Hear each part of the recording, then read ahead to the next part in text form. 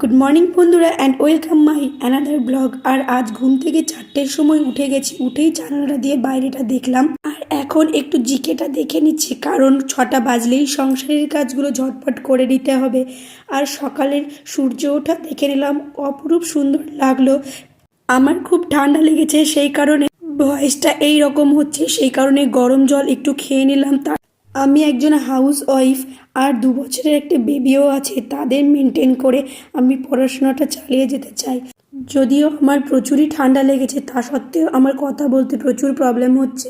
কিন্তু জীবন তো থেমে যাওয়ার নয়, ঠান্ডা লাগা বা শরীর খারাপের জন্য জীবনটা চালিয়ে যেতেই হবে। আর তারপরে দেখো, আমার কিন্তু প্রায় কাজ কমপ্লিট। তারপরে এখন 12টা 45 বাজে, আর এখন আমি পড়তে বসে গেছি। কারেন্ট অ্যাফেয়ার্সের কিছু অংশ পড়া বাকি ছিল, সেটাই কমপ্লিট করছি।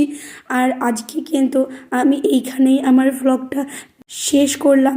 আর দেখা হচ্ছে নেক্সট ভিডিওতে। এখনকার মতো সবাইকে জানাই টাটা।